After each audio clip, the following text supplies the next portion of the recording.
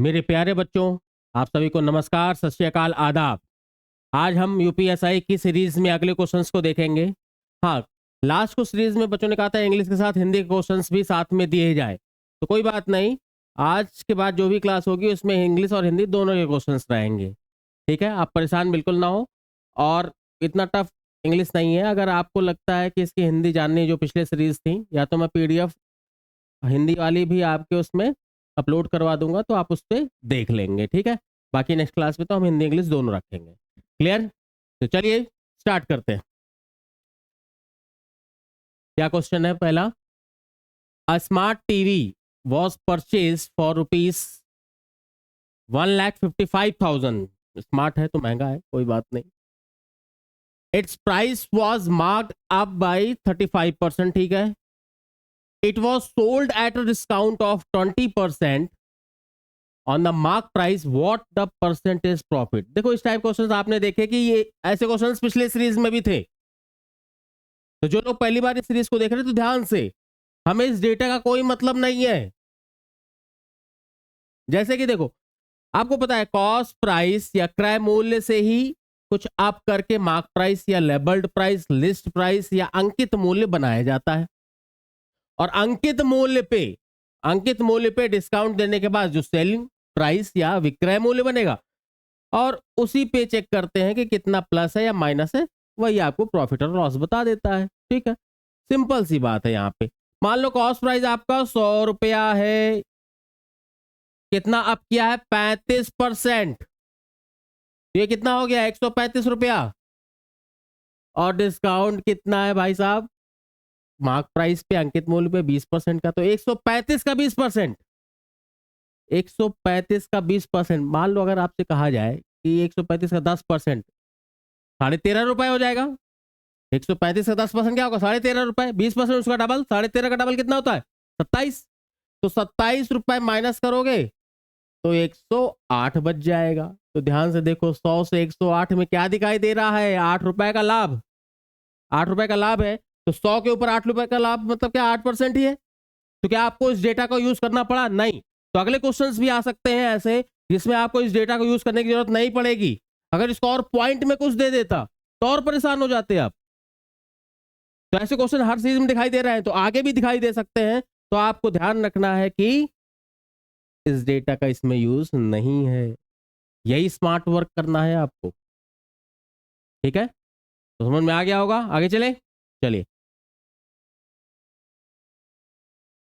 3 numbers are in the ratio. ऐसे questions भी आपको लास्ट सीरीज में दिखाई दिए, आगे भी दिखाई दे सकते हैं। क्या कह रहा है? 3 नंबर्स है जिनका रेशियो 15, 17, 19 है, 15, 17, 19। If the difference between thrice the third number, third का थ्राइस कर दो, 19 का 3 गुना कितना हो गया? 57। 19 का 3 गुना कितना हो गया? 57, 57। And the sum of first and second number is, अब पहला और दूसरे का सम 15, 17 कितना होता है? 32, 32।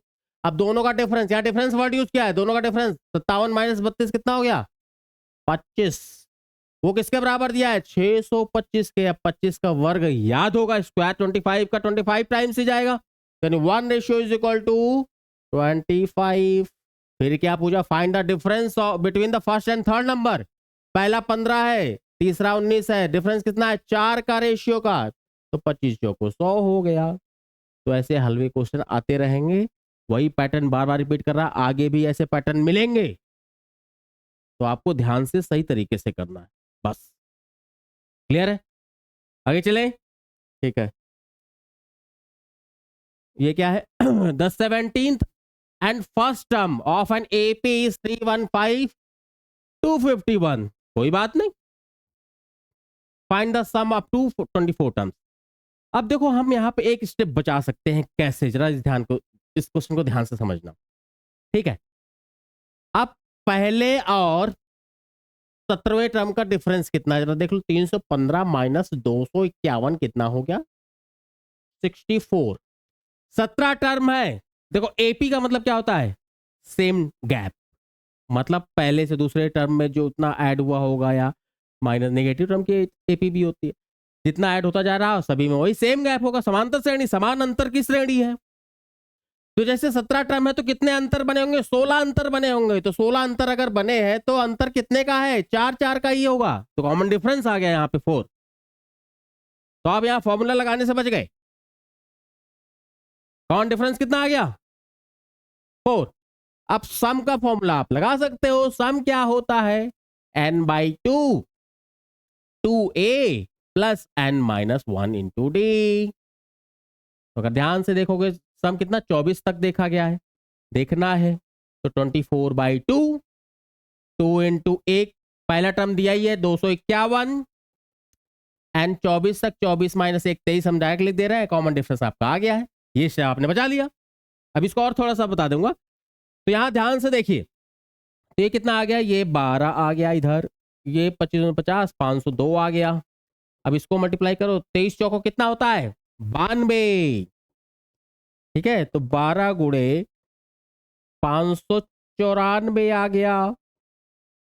अब 12 चौको 48 8 सभी में है, कोई बात नहीं, 4 8 लिख देते हैं। 4 12 नहीं आया 108 4 112 दो भी सभी में है, कोई बात नहीं। तो 11 आ गया। 12 पंजे 60 11 71। तो अब आपका आंसर आ गया।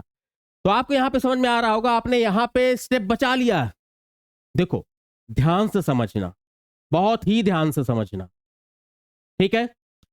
कई लोग इस समय तैयारी के दौरान दिग्भ्रमित हो रहे होंगे। कई लोग तैयारी के दौरान अभी दिग्भ्रमित हो रहे होंगे, उनके सामने कुछ ना कुछ ऐसे ऑब्स्टिकल्स आ रहे होंगे तैयारी के दौरान। इस समय कई सारे बच्चे जो होंगे वो थोड़ा सा डाइवर्ट हो रहा होंगे, उनका माइंड डाइवर्ट हो रहा होगा, कंसिस्टेंसी नहीं होगी ना आपकी। एक चीज ध्यान रखना, एक बहुत प्रसिद्ध शेर है कि जब से मैं राह में चला हूं मंजिल पे ही नजर है, मैंने रास्ते के मील के पत्थर नहीं देखे। यहां मील के पत्थर का मतलब यह है कि रास्ते में जो भी ऑब्स्टिकल्स आती जाए उनको ध्यान मत देना, इग्नोर करना और अपनी मंजिल की तरफ केवल देखना। सफलता झक मार के आपके पास आएगी। ठीक है, आगे देखते हैं। अगर ये गैप हमने क्या कहा, मान लो कि आपके पास 4 टर्म 1 3 5 7, ये 4 टर्म है, एपी की है। गैप कितने कितने का है? 2 2 2। तो आप देखो 4 टर्म है तो 3 बार बराबर गैप आए हैं। 5 होते तो 4 बार आते, तो यहां पे कितने टर्म है? 1 से 17 17 बार टर्म, 17 टर्म है तो 16 बार बराबर गैप आए होंगे। तो कितने का गैप आया है? 4 का। वही कॉमन डिफरेंस था। ठीक है, समझ में आ गया होगा मुझे लगता है। ठीक है, आगे चलते। Next, mister Johnson investor, Johnson and Johnson, baby Johnson, ठीक, जॉनसन ने इन्वेस्ट किया। ठीक है, 22,000 divided into 2 schemes A and B at simple interest rate 15% and 12.5%। ठीक है, if the total amount earn in 2 years, देखो ये देखो ध्यान से, यहां 2 ईयर्स का दिया हुआ है, 2 ईयर्स का इंटरेस्ट दिया हुआ है। तो पूछा गया ए में कितना इन्वेस्ट किया। अब देखो इस क्वेश्चन को बहुत तरीके से कर सकते थे, कर सकते हैं, एक दो तरीके मैं बताता हूं। आपका आपकी प्रैक्टिस बताएगी कि आप कैसे डेटा को आसानी से चूज करोगे। मान लो 2 साल का है तो कुछ लोग क्या करेंगे, 1 साल का निकालेंगे पहले। तो 1 साल का देखो पॉइंट में आ रहा है, ये भी पॉइंट में, रेट भी पॉइंट में, तो आपका डेटा थोड़ा सा कैलकुलेशन ज्यादा हो जाएगा। तो ऐसे ना करके कान सीधा पकड़ो या उल्टा पकड़ो, आंसर तो लेके आना ही है। मान लो इसमें 2 साल का है तो 1 साल का अगर 15% मिल रहा है तो 2 साल का 30% मिल रहा होगा, और दूसरे वाले में 25, 12.5 का 2 साल का कितना हो जाएगा? 25%। तो मान लेते हैं ए राशि पे 30% मिला, पहले सिंपल तरीके से बिना एलिगेशन फालतू लगाए हुए, ए पे 30% मिला, बाकी कितना बचा? 22,000 माइनस ए दूसरा अमाउंट बी होगा, ये इस पे 25% मिला, मिला के कितना मिल गया? 6,125 रुपए। हमने क्या दिमाग लगाया कि हम पॉइंट में इसको ना निकाल के हमने रेट को ही डबल कर दिया। समझ गए? अब ये ए का 30% और ये ए का 25% माइनस हुआ तो ए का 5% प्लस 22,000 का 25 मतलब 1/4 भाग 22,000 का आधा कितना होगा? 11,000, 11,000 का आधा 5,500, तो 5,500 यहां लिख देते हैं बहुत आसानी से, 6125। तो ए का 5% कितना हो गया? इसे माइनस करोगे 65 6 625, तो ए बराबर 5% 625, तो 1% बराबर कितना है 125 ही तो आएगा। 100% टोटल 100% ए कितना है, ये 1% ऑफ ए आया, तो 100% ए कितना आ गया 12,500। तो एक तरीका तो आपका ये हो गया। दूसरा आप 1 साल का निकाल के भी कर सकते थे, वहां थोड़ा कैलकुलेशन थोड़ा सा टफ हो जाती, यही अंतर पड़ता। तीसरा आप इसको एलिगेशन से कर सकते हो। तीसरा क्या कर सकते हो, एलिगेशन से भी कर सकते हो। अब एलिगेशन में परसेंटेज को भी लेके कर सकते हो और रुपयों को लेके भी कर सकते थे यार। ठीक है, कैसे, मान लो कि हम फिर 2 साल का लेके चल रहे हैं। 30% 22,000 का अगर 30% मिला होता तो कितना होता, 22,000 का 30% अगर कितना हो जाएगा 10%, 2,200 और 6,600 रुपए मिल गया। 10,000 का 25%, 22,000 का 25% कितना होगा 5,500। ना उसको 6,600 मिला ना 5,500 मिला है, उसको मिला है 6,125 रुपया। यहां का अंतर कितना आ गया, यहाँ का इतना कितना आ गया 475 और इधर कितना आ गया 625। अब रेशियो आ गया 25 20 25 25 25 आ गया और ये 25 का 20 से 1 कम यानी 19 आ गया। यानी ए और बी का जो रेशियो का 25 और 19 का होगा, यानी 25 19 मिला के कितना 44, 44 बराबर 22,000 के। एक बराबर नीचे आ जाएगा 44 यानी 500 के। तो पहला 25 भाग पूछा है तो 25 बराबर 25 25 हम 125 12,500 के। इस क्वेश्चन को कई तरीके से कान वान मरोड़ के कर सकते हो। एलिगेशन नहीं आता भूल जाओ, ऐसे कर लो। जहां लगे डेटा टफ है ऐसा ऐसा भी कर सकते थे। मान लो आपको लगता है 1 साल का दिया होता, पॉइंट में दिया होता, आप 2 साल को कन्वर्ट करके कर लो। यहाँ 2 साल का दिया था, 1 साल की जगह हमने 2 साल को ही लेके कर दिया। तो कैसे भी कर सकते हो, आपको आंसर लेके आना भाई। ठीक है, मुझे लगता है समझ में आ गया होगा। आगे चलते हैं। A person cycles from hostel to college at a speed of 20 kmph, reaches 60। देखो ऐसे क्वेश्चंस भी आपको लास्ट सीरीज में दिखे हैं, जिन्होंने नहीं देखे फिर से देखेंगे जाके, तभी दरोगा बनोगे यार। देखो अब लास्ट क्लास में मैंने इसको रेशियो से बताया था, जिसको देखना है पिछले सीरीज में क्वेश्चंस है ऐसे देख सकता है इसको। अब मैंने कहा था उसमें कि फॉर्मूले से भी कर सकते हो इसको। जब ऐसा आपके क्वेश्चन हो कि इस स्पीड जा रहा है इतनी लेट पहुंच रहा है, इस स्पीड से जा रहा है इतनी जल्दी पहुंच रहा है, या जल्दी जल्दी भी हो सकता था, दोनों में लेट लेट भी हो सकता था, तो ऐसे क्वेश्चंस को कैसे करोगे। देखो डिस्टेंस निकालने का डायरेक्ट रिजल्ट है, डिस्टेंस बराबर आप सीधे लिख सकते हो speed 1 into speed 2 divide by speed का डिफरेंस इंटू टाइम डिफरेंस। ये दोनों चालों का गुणनफल हो गया, ये अंतर हो गया, ये समयों का अंतर हो गया। अब यहां पे दोनों क्या क्या दी गई हैं 20 और 24, दोनों का अंतर 4 ही होगा। बड़े से छोटे घटाओगे, ठीक है। स्पीड निगेटिव नहीं हो सकती, स्पीड वेट ये सब निगेटिव तो नहीं हो सकते ना। टाइम का डिफरेंस का मतलब क्या है, देखो 16.5 मिनट पहले और 16.5 मिनट बाद, मान लो 10 बजे पहुंचना था, लेट पहुंचा तो 10:16.5 पहुंचेगा, और पहले के लिए 16.5 मिनट माइनस करोगे तो टाइम गैप जो होगा वो 33 मिनट का हो गया। 16.5 इधर 16.5 इधर, 33 मिनट का। अगर यहां पे लेट लेट होता या अर्ली अर्ली होता तो डिफरेंस देखते। टाइम गैप का मतलब क्या है, आप ऐसे दिमाग में लग सकते हो कि किसी पर्टिकुलर टाइम पे जाना था, इस टाइम पे पहुंच रहा है, अब इस टाइम पहुंच रहा है, तो देखो दोनों के बीच घड़ियों में क्या अंतर आ रहा है, वही टाइम डिफरेंस है। तो यहां पे जैसे क्या आया टाइम डिफरेंस 33 मिनट है, 16.5 33। अब ये मिनट में आया है लेकिन यहाँ पे किलोमीटर पर आर में दिया हुआ है, तो मिनट को आर में चेंज करने के लिए करोगे 60 से डिवाइड करोगे। अब काट लो, जैसे 4 6 24 6 10 60 10 दूनी 20 33 दूनी 66 किलोमीटर। समझ में आ गया होगा। तो ऐसे क्वेश्चन को आप फॉर्मूले से भी कर सकते हो, रेशियो से करना है तो मैंने रेशियो से बताया हुआ है पिछले सीरीज में, तो रेशियो से भी कर सकते हो। ओके, जो ठीक लगे वैसे करो। आगे चलते हैं। अभी देखो कितना खतरनाक सा क्वेश्चन आ गया। हेमिस्फीयर फिर से मैं बता दूं, जिसको हेमिस्फीयर नहीं पता है एक बार जरा देखो, बढ़िया सा बनाता हूं हेमिस्फीयर। हाँ भैया ये देखो हेमिस्फीयर बन गया, ठीक है। अब हेमिस्फीयर की हम बात करें तो कह रहा है टोटल सरफेस और लैटरल सरफेस दो चीज होती हैं, घुमावदार पृष्ठ और कुल पृष्ठ। हाँ टोटल दिया है, टोटल। अब जैसे ये ऊपर वाला क्या होता है पाई आर स्क्वायर, ये एक सर्कुलर डिस्क है, ये नीचे क्या होगा, पूरे स्फीयर का क्या होता है 4 पाई आर स्क्वायर, नीचे क्या हो जाएगा 2 पाई आर स्क्वायर, और मिला के कितना 3 पाई आर स्क्वायर निकालना है आपको। देखो अब यहाँ पे पाई की जगह उसने कहा है 3.14 लेना है, तो ये थोड़ा खराब कर दिया उसने। क्यों? अगर 22/7 कहता तो कई बार 7 के मल्टीपल से हम आंसर्स को निकाल सकते हैं, या और भी हमारे पास ऑप्शंस के हिट एंड ट्रायल होते हैं, यहाँ नहीं है। क्योंकि देखो पॉइंट में, क्योंकि पाई को उसने कहा है कि 3.14 मतलब गुणा भाग करके ही आंसर बताओ। समझ में आ रहा है कि नहीं? तो 3 लिखा हमने, पाई की जगह 3.14 ही उसने कहा है। अब बात ये है कि ऐसा भी होता ना कभी कि यूनिट डिजिट अलग है या 10th तक भी अलग है। अब देखो यूनिट भी सेम, 10th भी सेम, थर्ड भी 1000 की भी बराबर, 10,000 की सबके बराबर, थोड़ा गुणा भाग करना पड़ेगा मेरे दोस्त। तो यहाँ पे आपको थोड़ा सा मेहनत करनी पड़ेगी।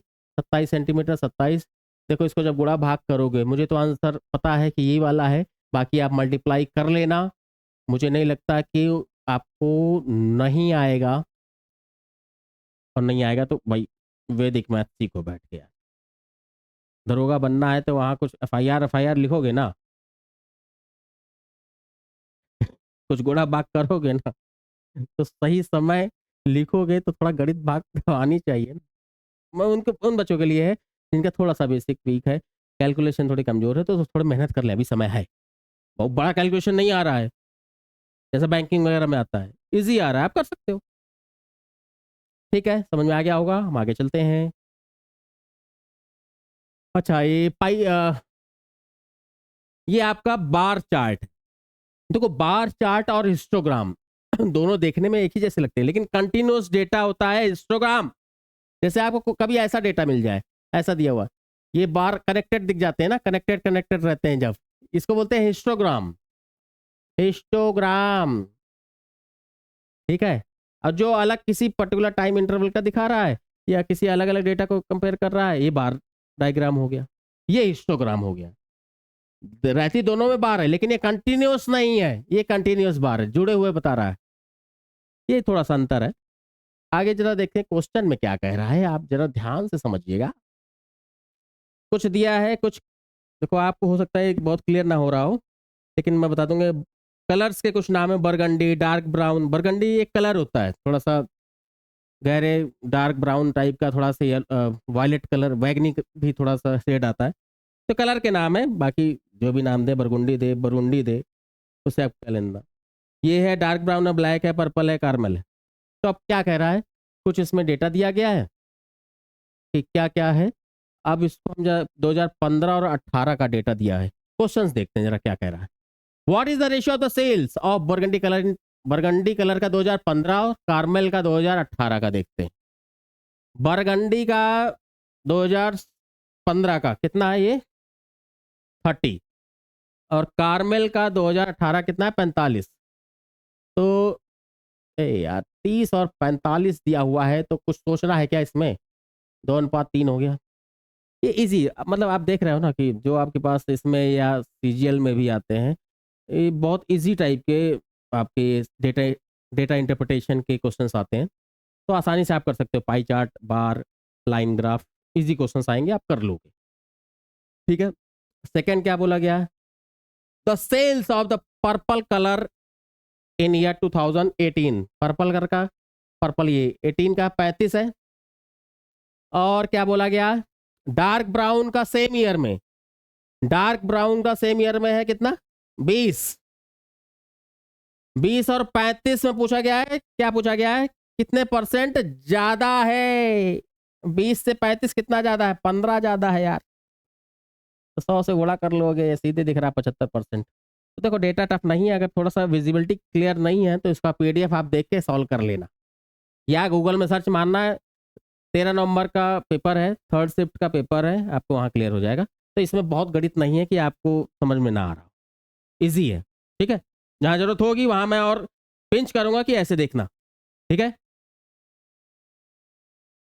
क्वेश्चन नंबर 9, ये क्या कर रहा है, ये भी डीआई का ही क्वेश्चन है। Using the data of the graph answer the questions below. Okay, इसमें क्या है, number of employees working 5 different sectors. ये 5 सेक्टर्स अलग अलग है, कोई भी हो सकते हैं। ये भी आपका बार चार्ट है, और साथ में एक टेबल भी दी गई है, टेबल फॉर्म भी दिया हुआ है एक। तो कई ग्राफों का मिक्सचर भी देता है कभी कभी। ठीक है, इसमें जैसे है P Q R S T, ये सेक्टर्स हैं, इसमें कुछ एम्प्लॉयज के नंबर्स दिए गए हैं, कोई बात नहीं। और रेशियोज इधर दिए गए हैं, मेल और फीमेल एम्प्लॉयज के रेशियो। पी में जैसे 5:9 है, क्यू में कितना 8:7 का है, आर में कितना 4:5 का है, एस में कितना 3:5 का है, टी में कितना है 11 और 8 का है। ठीक है, कोई बात नहीं। यहां पर क्या पूछा गया है, find the ratio between the males from the sector R. अब males from the sector R में टोटल 900 है, आर में टोटल 900 है और 4 और 5 के अनुपात में है, तो मेल 400 हो गए और फीमेल 500। देखो ये अनुपात बता रहा है, 4 और 5 का अनुपात है, टोटल 900 है, 9 अनुपात बराबर 900, तो मेल कितने होगा 400।